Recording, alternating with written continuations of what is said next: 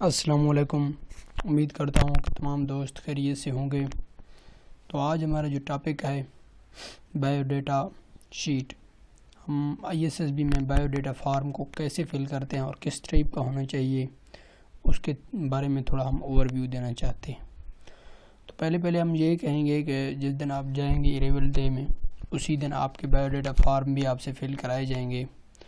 तो आपने कोशिश करना है कि बायोडाटा फार्म जो आपने फिल करना है ना, वो करेक्ट सही करना है और याद भी रखना आपने किस में क्या लिखा था, क्योंकि इन तीनों जो आपके ऑफिसर होंगे, GTOs होगा, साइकोलॉजिस्ट, डिप्टी, वो इन्हीं में से आपको इनके भी जज करेगा।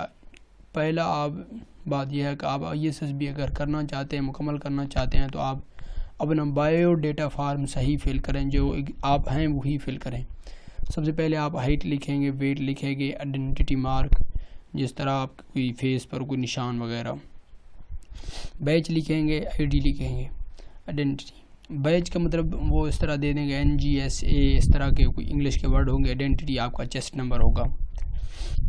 कोर्स लिखेंगे, जिस कोर्स के लिए आप जा रहे हैं, PMA के लिए है या PAF या नेवी का कोई कोर्स, डेट भी लिखेंगे और ISSB सेंटर का नाम लिखेंगे।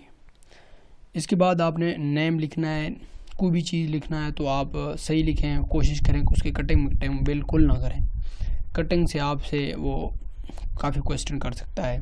फादर नेम लिखेंगे, योर बर्थ डेट, तो आप यहाँ डेट ऑफ बर्थ लिखेंगे, जिस तरह मिसाल तौर किसी भी का 15/6/2000 पूरा हो सकता है, कोई भी हो सकता है।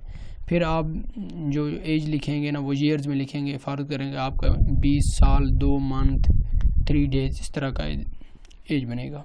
फादर ऑक्यूपेशन, फादर का पेशा क्या है। डेस्टिनेशन मिसाल तौर ओहदा क्या है। फ़र्क था, फादर अगर टीचर हैं तो ओहदा क्या बनेगा, असिस्टेंट प्रोफेसर या प्रोफेसर, इस तरह का। फादर का इनकम लिखेंगे, करेक्ट लिखना है, जो है उसको बारे में आपने डिटेल भी देना है। टोटल फैमिली इनकम से मुराद जो आपके भाई बहन जो भी हैं, आप एक ही फैमिली में बिलोंग करते हैं, तो टोटल फैमिली का इनकम क्या है। आपके भाई बहन कितने हैं, इंक्लूडिंग जो फौत हो गए हैं, उनको भी आपने लिखना है, और आपकी पोजीशन क्या है ये भी आपने लिखना है। तो बिरादर ऑक्यूपेशन, इस तरह का सारा लिखेंगे। रिलीजन, सेक्ट, कास्ट, सब कास्ट, कास्ट ज़ात को कहते हैं, सब कास्ट उससे छोटा तबका जो ज़ात का होता है वो कहते हैं। मैरिड और सिंगल, क्योंकि मोस्टली कैंडिडेट सिंगल ही होते हैं सवाए SSC के। आगे आप इसे अच्छी तरह केयरफुली रीड करें, नेम ऑफ हस्बैंड वगैरह। और मेरे ख्याल में इसमें आपने तो कुछ फिल नहीं करना। फेवरेट पर्सनैलिटी, ऐसा फेवरेट पर्सनैलिटी लिखें उसके बारे में आप बता भी सकें और वो क्यों फेवरेट है। वो आगे आपसे पूछेगा पर्टिकुलरली ऑल प्रीवियस अपीयरेंस, यानी कि वो उन कैंडिडेट के लिए जो पहले ISSB दे चुके हैं, उनको मेरे ख्याल में इनका इशू भी नहीं होगा। मसला जो आएगा वो आएगा जो न्यू कैंडिडेट है, उन्हें पता नहीं है फॉर्म किस तरह फिल करना है। यहाँ आप अपना प्रीवियस रिकॉर्ड दे सकते हैं। आगे आ जाएगा एजुकेशन के बारे में, आपने जो स्कूल वगैरह में तालीम हासिल की, अपने इंस्टीट्यूट का नाम लिखेंगे, स्कूल जो भी है, और जिस ईयर में पास किया है। डिग्री मैट्रिक है तो आप मैट्रिक वाले खाने में फ़िल करेंगे। फिर इसको आप छोड़ देंगे मैट्रिक के बाद। अगर आपके FA FEC है तो इसको फिल करेंगे। अगर आप ग्रेजुएट कर चुके हैं वो भी ठीक है। इसके अलावा भी कोई कर चुके हैं, जिस तरह BS 4 ईयर प्रोग्राम है, वो यहाँ आप लिख सकते हैं। आपने मार्क्स भी लिखेंगे और साथ इसमें परसेंटेज भी। अगर कोई प्राइज या स्कॉलरशिप किसी भी, यानी कि मैट्रिक में, इंटर में, ग्रेजुएट में, मास्टर में मिला है, वो भी यहाँ पे आप लिख सकते हैं रिस्पेक्टिव कॉलम में। वो आगे पूछेगा सोशल एक्टिविटी मिसाल तौर आपने स्टडी से हट के कोई गेम, जिस तरह ड्रामा वगैरह, इसमें हिस्सा लिया हो अपने स्कूल में, यूनिवर्सिटी में, कॉलेज में, तो उसमें लिखेंगे। तो कोशिश करें कि एक एक्टिविटी लाजमी लिखें, क्योंकि आपको उनको ये पता चले कि ये स्टडी के अलावा भी, यानी कि अदर एक्टिविटीज़ में भी पार्टिसिपेट करता रहता है। और इसके बाद यहाँ पे आप शेयर लिखेंगे। यहाँ प्राइज़ अगर कोई आपको इनाम वगैरह दिया गया है उस पर लिखेंगे। गेम जो आप खेलते हैं, कोशिश करें कि आउटडोर गेम, जिस तरह क्रिकेट वगैरह या कोई भी गेम हो सकता है, वो आउटडोर गेम, इससे शो होता है आप फिज़िकली फिट हैं। वो यहाँ से पूछ रहा है कि आप स्टडी के दौरान हॉस्टल में आपने स्टे किया है। अगर येस लिखोगे तो इधर आपको यानी कि वो कितने अरसे तक रहे हैं। काफ़ी सारे स्टूडेंट 2 साल के लिए, काफ़ी स्टूडेंट मास्टर का प्रोग्राम तक भी यानी कि 5-6 साल हॉस्टल में रह रहे हैं। और वो एज भी लिखना है, किस एज के दरमियान आप हॉस्टल में रहे। ये आप पूछ रहा है अगर आपने किसी दूसरे कंट्री में स्टे किया हो या ट्रैवल किया हो। अगर किया है तो ठीक है, अदरवाइज़ आप इसे नो फिल कर दें। What type of friend do you like, किस तरह के आप दोस्तों को पसंद करते हैं, रिस्पॉन्सिबल दोस्तों को, किस तरह का। यूअर हॉबी इंटरेस्ट, आप हॉबी लिखेंगे जो आप फारग वक्त में करते हैं, खेलते हैं, जो भी है आपके शौक़ क्या हैं वो लिखेंगे। आप where were you brought up, कहाँ पे पैदा हुए, कहाँ पे आए, विलेज या टाउन, वहाँ पे आप लिखेंगे। अपने जगह का नाम लिखेंगे, डिस्ट्रिक्ट भी। तो आप नेक्स्ट जो है 7 पॉइंट है, have been any military training institute. अगर किसी ने मिलिट्री ट्रेनिंग में की यानी कि ट्रेनिंग वगैरह की है तो उसे लिखेंगे। नो, ये उनके लिए होता है जो इनके सर्विंग पर्सन है, पहले सोल्जर वगैरह, या आपने क्यों छोड़ दी है। कोई जांबाज फोर्स में, फ्लाइंग क्लब में, ये अगर हैं तो ठीक है, वरना आप नो लिख दें या नॉट /n/a लिख दें। तो वो कहते हैं आपके फादर की एज क्या है, अगर ज़िंदा हैं, अगर फौत हो चुके हैं तो उसकी एज क्या थी, ये आप मदर की भी लिख लेंगे। और यूअर एज, आपकी एज क्या थी अगर आपके फादर फौत हो चुके हैं। आपके फादर फौत हो गए हैं तो उसका क्या मसला था, एक्सीडेंट, इस तरह को रीज़न वगैरह आप देंगे। उसी से आपसे क्वेश्चन करेंगे, आपने याद रखना है बिल्कुल।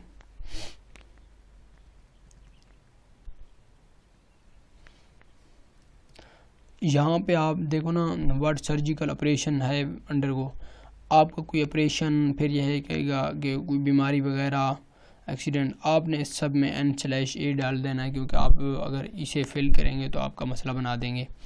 आपका जो विजिबल नहीं है, वो विजिबल है तो वो मेडिकल में भी आपको रोक सकते हैं, अगर विजिबल नहीं है तो आप n/a लिख दें। फिर कहता है list of your sister and brother including yourself oldest to youngest. आप बड़े भाई का यानी कि लिखेंगे, ब्रदर के लिए S, ब्रदर के लिए B और सिस्टर के लिए S लिखेंगे। एज लिखेंगे, उनके ऑक्यूपेशन जो उनका पेशा है। इसमें कज़न वगैरह आपने नहीं लिखने। अगर आप सिविल में कोई जॉब करते हैं, चाहे प्राइवेट हो चाहे गवर्नमेंट हो, वो भी आप लिखेंगे। अगर आप नहीं करते, आपने इस तरह का अंडरलाइन दे देना है n/a डाल के, यानी कि नॉट ओब्लिक, तो इसको अप्लाई करा देना, एक लकीर लगा देना। आपने n/a लाजमी डालना है, इस पर खाली नहीं छोड़ना आपने। अगर आप सर्विंग पर्सन हैं तो आप फिर इसमें अपना जो इन्फॉर्मेशन है, service number, type of commission, rank वगैरह सब देंगे। अगर नहीं है तो आप यहाँ से एक लकीर खींचेंगे, यहाँ n/a डाल देंगे, खाली नहीं छोड़ना। खाली छोड़ोगे तो बैड इम्पैक्ट पड़ेगा। अगर military course other than pre commission type, इसको भी आपने एक n/a डाल देनी। ये उनके लिए जो सर्विंग पर्सन है। Have you been active service, no, अब इसमें आपने वो डाल देनी है।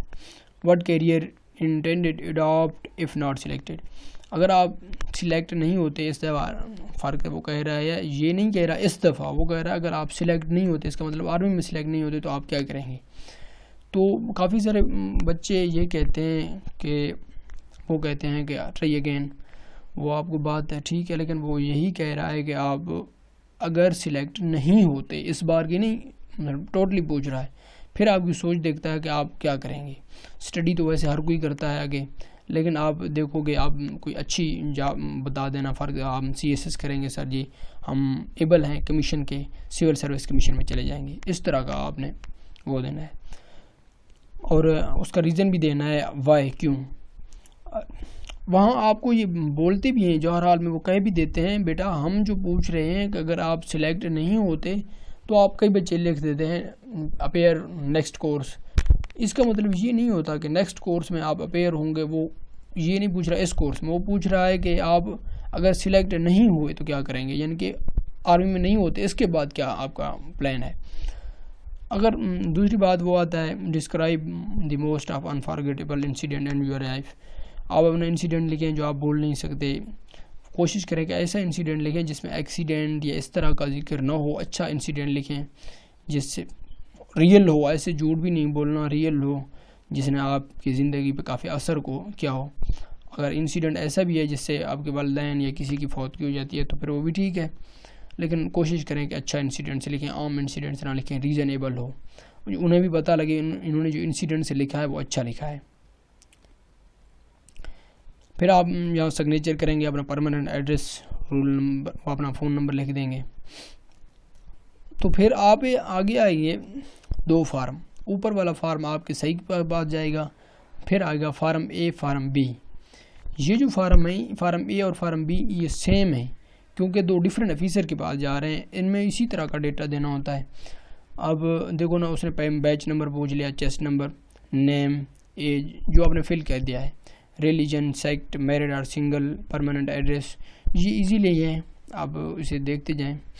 और मैट्रिक के ग्रेड होने चाहिए, ग्रेड ए, ग्रेड बी, इस तरह के मार्क्स लिखने हैं और पासिंग ईयर लिखना है, किस साल में आपने पास किया है। सपोर्ट्स लिखेंगे आप। सपोर्ट्स के बाद आप भी अदर एक्टिविटी, कोई भी आप अदर एक्टिविटी करते हैं वो भी लिखें। कोशिश करें कोई अदर एक्टिविटी आपकी हो। प्रेजेंट एम्प्लॉई, अगर आपको कोई अभी जॉब है तो उसे लिखेंगे, वरना /a डाल देंगे। वो कहता है आप पहले ISSB में पेयर हुए हो या नहीं। अगर यस आप हुए हो तो फिर आपको देना पड़ेगा batch number, chest number, course, date और रिज़ल्ट अगर नॉट डॉक्यूमेंट है तो वो नॉट डॉक्यूमेंट ही देंगे। अगर जिन्होंने यानी कि नहीं कि आपने उसे /a देना है, पहले आप अपेयर नहीं हुए। अब बाहर में यानी कि आपने कोई विज़िट किया हो, ट्रैवल किया हो, अगर नहीं किया तो /a। Father name, father occupation, how many brother, excluding, इसमें अपने आप को नहीं वाजे करेंगे। और सिस्टर आपने लिखने हैं, ब्रदर एंड सिस्टर की ऑक्यूपेशन लिखेंगे, यहाँ अपने ब्रदर के नाम लिखने हैं और यहाँ सिस्टर के नाम, और इस साइड पे नाम लिखेंगे और इस साइड पे उनका ऑक्यूपेशन लिखेंगे। अगर स्टूडेंट है तो स्टूडेंट भी लिख देंगे आप। सेम एज फार्म बी है। फार्म बी में सारा कुछ वही है, आप चेक कर भी सकते हैं। तो सारा कुछ वही आपने फिल करना है। यहाँ एक और पेज है, रिलेशन एंड डिफेंस फोर्सेस। फ़र्क था, कोई फादर है या ग्रैंड फादर या ब्रदर।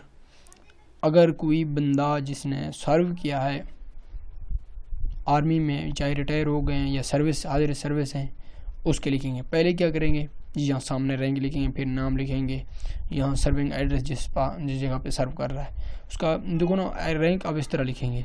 अगर किसी का यानी कि फादर कर्नल है तो आप COL कर्नल, आगे उसका डॉट डाल के, अगर रिटायर हैं तो आपने ब्रैकेट में R लिख देना है, आगे नेम लिखेंगे, आगे जो एड्रेस है सर्विंग यूनिट। आपके कोई भी भाई हैं, दोस्त, भाई या ग्रैंडफादर, उनके बारे में आपको इन्फॉर्मेशन ज़रूरी होनी चाहिए। उसका रेजिमेंट कौन था, उनका रैंक कहाँ था, कहाँ कहाँ पे पोस्टिंग हुई, ये आपसे क्वेश्चन भी किए जाएंगे। अगर आप नहीं दे पाएंगे तो वो कहेंगे कैसा आपने यार, आपके भाई हैं या आपके फालिद साहब हैं, आपको इतना भी नहीं पता उनका रैंक क्या है या पोस्टिंग क्या है, उसका रेजिमेंट क्या है, कोड वगैरह इस तरह का। और यहाँ आप सिस्टर भी लिख सकते हैं, अगर आपको सिस्टर आर्मी में सर्विंग है।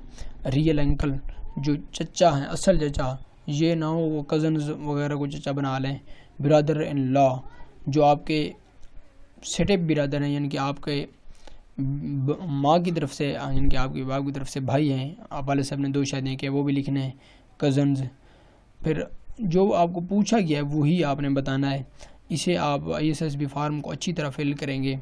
आपने कोशिश करना है कि अच्छी तरह फिल हो, इसमें कोई भी गलती एक्सेप्टेबल नहीं होगा। अगर गलतियां करेंगे तो आपका रिकमेंडेड होने का चांसेस बहुत कम हो जाएगा, क्योंकि रिकमेंडेशन काफ़ी डिपेंड करता है। यूँ कर लें, आपने अगर अपना बायोडाटा शीट, जो बायोडाटा फॉर्म है, अच्छी तरह फिल किया है तो मैं ये समझता हूँ कि आप 30% रिकमेंड हो चुके हैं। जो आप लिखेंगे वही बोलेंगे, इससे ज़्यादा आपने कुछ नहीं बोलना। अगर आप ज़्यादा बोलेंगे तो कुछ ज़्यादा हो जाएगा। यहाँ आप अपने फादर का इनकम कुछ और लिख दें और वहाँ कुछ और बता दें, या इनकम का डिटेल ना बता दें, फिर आपके लिए मसला हो जाएगा। तो अगली वीडियो में मिलेंगे इंशाल्लाह। चैनल को सब्सक्राइब करेंगे, इस तरह का आपको लेटेस्ट वीडियोज़ आपको मिलते रहेंगे। तो अल्लाह हाफिज़। तो अगली वीडियो मिलेंगे। आपका जो भी क्वेश्चन हो आप कमेंट सेक्शन में कमेंट कर दें, फिर इंशाल्लाह मैं रिप्लाई दूँगा। अल्लाह हाफिज़।